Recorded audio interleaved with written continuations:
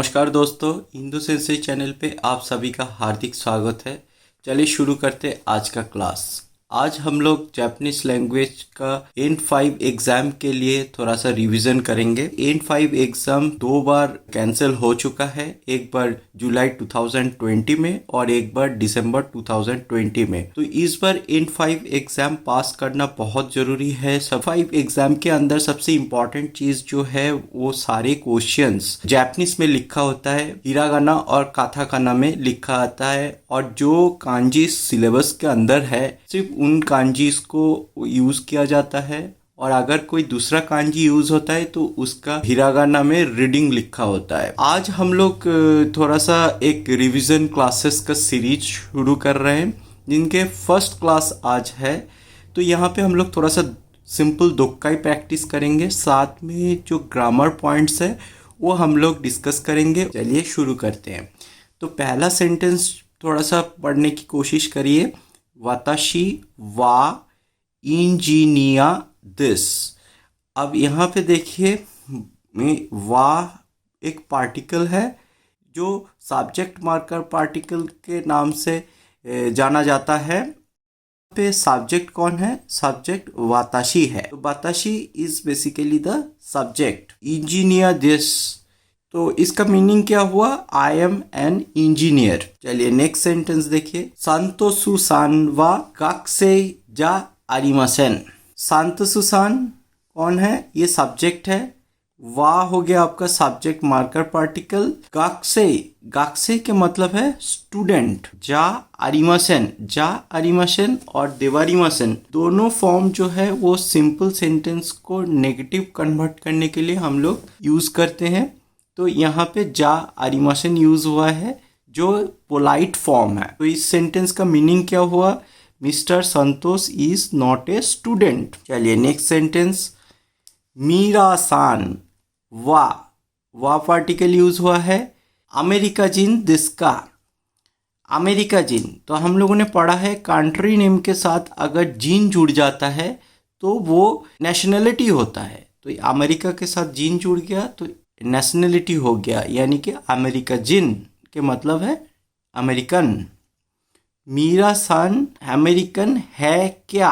का पार्टिकल किसी भी सिंपल जापानीज सेंटेंस को इंटरोगेटिव सेंटेंस में कन्वर्ट कर देता है, जिसके लिए का पार्टिकल सेंटेंस के एकदम एंड पे जोड़ दिया जाता है। तो जैसे इस सेंटेंस में देखिए, मीरा सानबा अमेरिका जिन दिस, तो इसके साथ का पार्टिकल जोड़ दिया और ये पूरा सेंटेंस जो है क्वेश्चन फॉर्म में चेंज हो गया। तो इसके मतलब क्या है?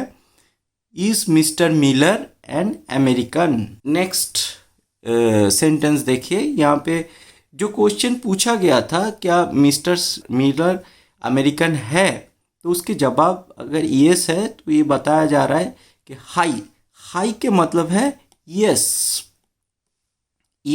अमेरिका जिन this, yes he is an American. तो ही यहाँ पे बोलने की ज़रूरत नहीं है, यहाँ पे कारे वा अमेरिका जिन दिस ऐसा बोलने की कोई ज़रूरत नहीं है, क्योंकि इस सेंटेंस इंडिकेट कर रहा है कि ये मिस्टर मिलर के बारे में बता रहा है। तो हाई अमेरिका जिन दिस, तो ये अगर पॉजिटिव आंसर है तो हाई अमेरिका जिन यूज़ होता है, और अगर ये नेगेटिव आंसर होता तो यहाँ पे यूज़ होता ये अमेरिका जिन जा आरिमासेन। नेक्स्ट सेंटेंस देखिए। मीरा सानबा सेंसेई दिस्का। सेंसेई के मतलब है टीचर।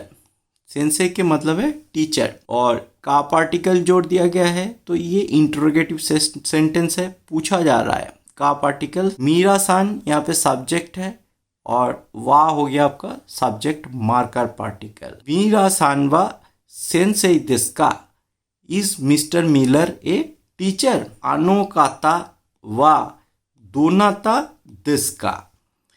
अब दोनाता क्या है? दोनाता के मतलब है हु, और आनो काता दैट पर्सन। तो का पोलाइट फॉर्म एक्चुअली काता है, तो आनो काता के मतलब है दैट पर्सन। वा पार्टिकल का यूज हुआ है और का पार्टिकल का यूज हुआ है। वा सब्जेक्ट मार्कर पार्टिकल, तो सब्जेक्ट आनो काता हो गया। आनो काता वा दोनाता दिस का, हु इज दैट पर्सन। तो इसके जवाब क्या होगा? मीरा सान दिस।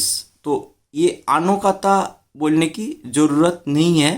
बाय डिफ़ॉल्ट जब आप इसके जवाब में बोलते हैं कि मीरा सान दिस इज़ मिस्टर मीरा, उस क्वेश्चन के जवाब पे बता रहा है और यहाँ पे आनोकाता दोबारा यूज़ करने की ज़रूरत नहीं है। जैसे हम लोग सिंपल जापानीज सेंटेंस में सीखा है कि जब जवाब देना होता है येस और नो का, तो कई बार उस सेंटेंस को रिपीट करना पड़ता।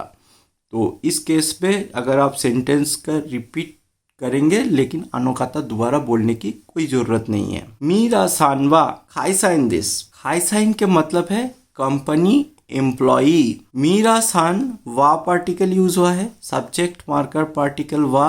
तो वा पार्टिकल के पहले कौन है? मीरा सान है, तो मीरा सान सब्जेक्ट हो गया। तो इसका मतलब क्या हो गया?